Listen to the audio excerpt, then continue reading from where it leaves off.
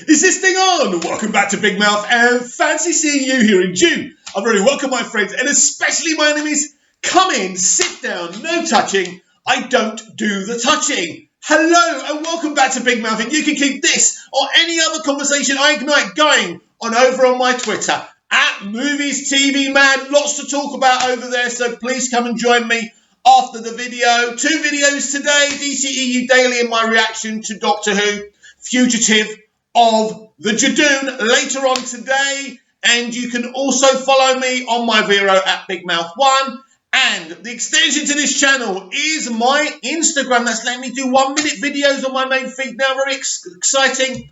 BigMouth11289. And hello and welcome to Monday's edition of the DCEU Daily, where we're talking about Superman's next mission. J.J. Abrams is officially developing a Superman movie. J.J. Abrams is officially developing a Justice League movie, which of course Superman will be involved in. The casting, who's playing him, I'm hearing it's Henry, but anything's possible in this universe, in this entertainment industry. So we're going to talk a bit about this, Superman's next mission. Superman's next mission will be intertwined with J.J. Abrams' Superman movie, I'm hearing, and the Justice League movie that should hit cinemas in 2023. Very epic, very awesome. And that's the word I always use, very interesting and very exciting. So what's the mission? What's the mission? Well, the Superman movie, as I've explained before, will have a lot to do with the Codex, the Kryptonian DNA within Superman's cells, which the story arc, the brilliant story arc that was ignited by Goya and Nolan in Man of Steel, they want to continue on that. Henry Cavill wants to, Henry Cavill, should I say Cavill? He's not French, is he? Henry Cavill, is it? Or Cavill? Whatever, right? He wants to continue that story arc, and so do I. So that will continue, but there will be maybe villains in Man of Steel 2. Certainly, whatever's in Man of Steel 2 will cross over to J.J. Abrams' Justice League movie. And of course, we're finally hearing whispers about all this now, which is very exciting. Now I am, and as I say, in a few months' time, you'll be hearing all about it. JJ's just resting right now, working behind the scenes with Warner Brothers. You know, he's in talks with them. He's got plans for Superman. He's got plans for Justice League. He's just got off the Rise of Skywalker, the challenging Rise of Skywalker promotion train, if you like. So he's probably relaxing, but he is at Warner Brothers, and they are talking, and he will be very, very much involved with the development of the DC cinematic universe, but mainly Superman. Now, the rest of his people will be involved. Basically, Bad Robot can pick and choose what DC characters they can develop. Now, Warner Brothers are very excited about Bad Robot's involvement, as they wouldn't have paid this money. And certainly JJ, looking at Superman. Now, I know the opinions of JJ are split down the middle. I understand that. But the evidence is out there. It's not that hard to find.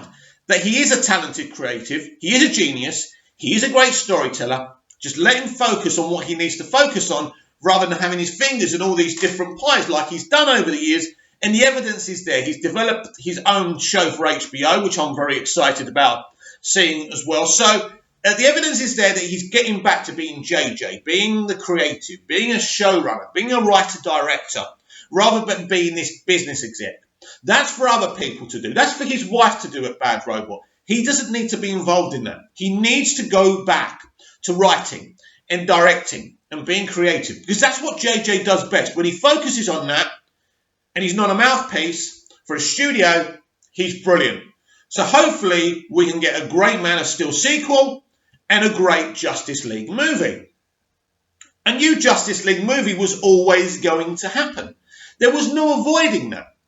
And I know I've got a few unfollows and a few, let's just say, bad responses from people about this Justice League rumour. For me, it's not a rumour. It's happening. 2023, there will be another Justice League. In 2022, there will definitely be a Man of Steel sequel. I'm sorry.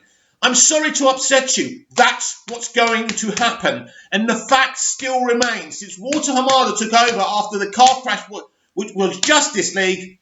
Things are making money. There's better critical responses. You can't argue with that.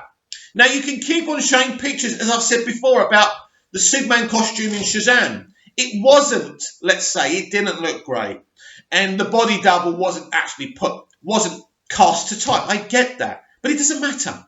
It really doesn't matter. That's just to signify that Superman is there.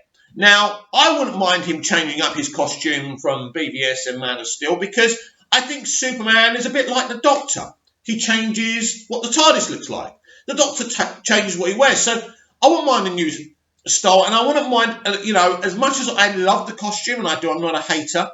I love the Man of Steel Superman costume. I think it's great, and I love the costume. It's a little bit different, I think, in places. I mean, it's weird, really, isn't it, in Batman v Superman? Sometimes the costume looks brighter in some scenes and darker in the other. So that's really, really weird as well. So there's a great future. 2020 is really exciting. Birds of Prey coming up in 2 weeks. In 2 weeks, Judgment Day is here. Start again. On Wednesday, there's a screening of Birds of Prey and a fantabulous emancipation of one Harley Quinn, right? That's the day you are going to get critical reactions about the film. Not whole reviews. Warner Brothers don't want reviews out on the same day. And that rarely, really happens. These are initial reactions. Initial reactions stoke the fire. Initial reactions are brief things. But they don't give away, I suppose, the critics' true opinion. But you can kind of gauge what they say. So we're going to get that on Wednesday. So that's 2 days. And in 2 weeks, the film releases nationwide. So I'll be able to see it again and again and again. Already seen it. Love it. Love it.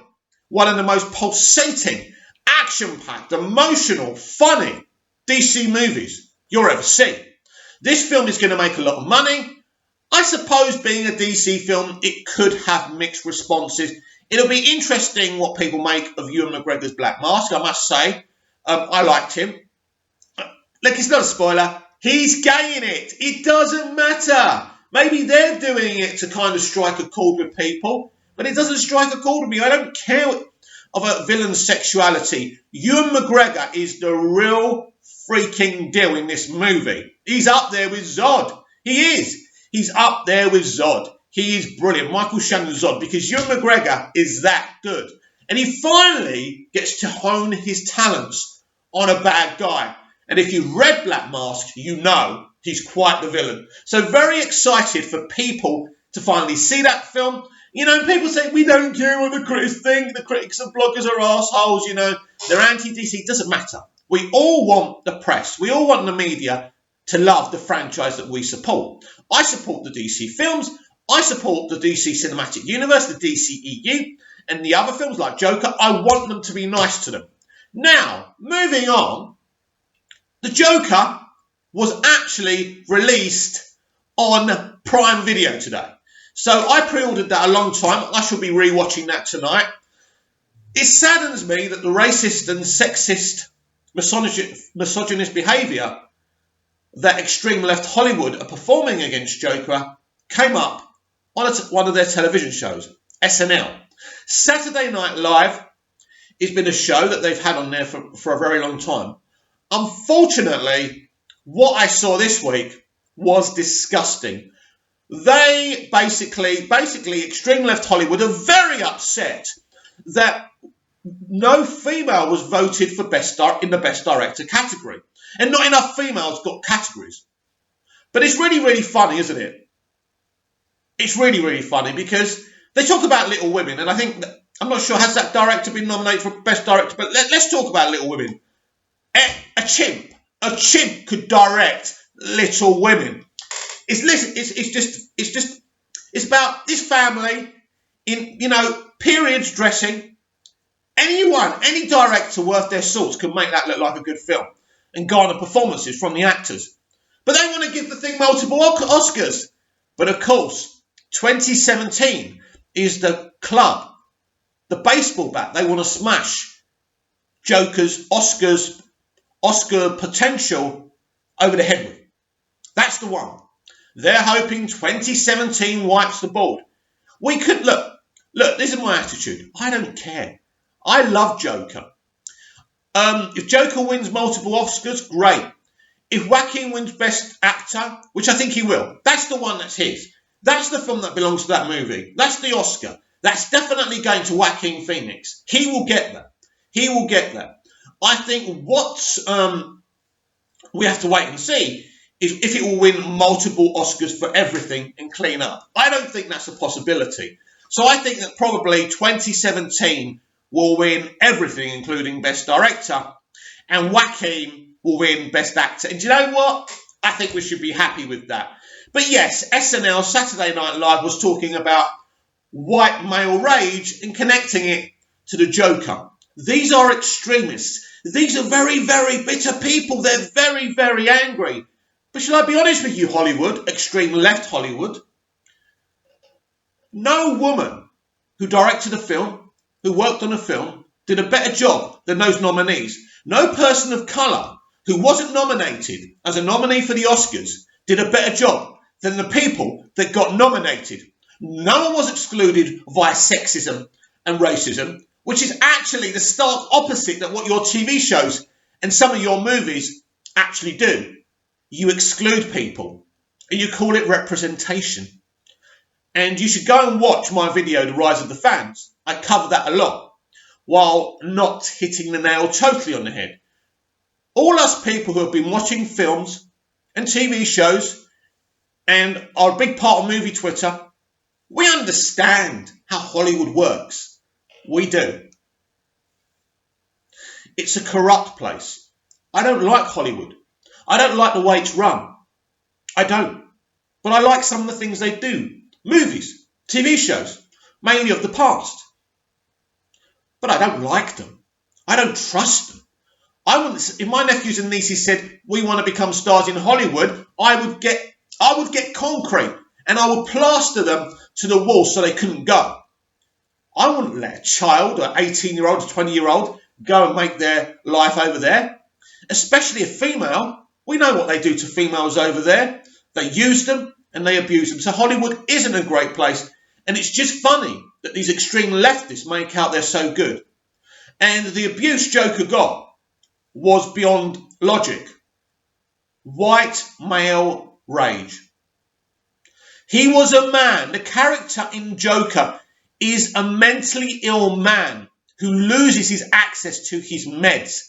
He's a fantasist. He becomes dangerous because the society ignored him, left him on the ground and stepped over him, literally, right? It's not about white men or black men or women of colour. It's not about that. It's about the human condition. Joker movie tells a fabulous story about the human condition and how badly we treat each other, how bad humanity is. Humanity isn't great. It's not. We are a bunch of tossers and we've got to be better. And this culture war shows what arseholes humanity truly is. Anyway, I went off book, didn't I, a bit? But we were talking about Joker. Please like, share and subscribe. Please comment down below and tell me what you think. And before I go, I forgot. I did promise I'd screenshot at least one of these posters a day from the Justice League Zack Snyder cut poster competition. And a very, very kind of famous part of our movement, member of our movement, actually did one of the posters, and it's John Erengaza. I know he divides the movement, I know, with the 40 million thing, but he's a very talented guy, and I like him, and I follow him. And he did a poster, and this is what it is. I think it's brilliant. I really do. So, as you can see there, they're standing. Isn't this brilliant? They will join you in the sun. Do you get it? They will join you in the sun. So John's literally taken that literally. And I think that's brilliant. I love the way he set out his Justice League wording. And the small print is brilliant. Zack Snyder's epic masterpiece. And I hope and I pray that's what it is. And I'm sure it is because it's Zack Snyder and Zack's brilliant and talented. Zack Snyder's epic masterpiece. So well done, John Erengaza. It is a work of art. But who will win this competition? I'm sure we'll find out in the coming weeks and months. So please comment down below. Please like, share and subscribe. share the video, share the channel, and I'll be back tomorrow with even more controversial thoughts on the DCEU Daily.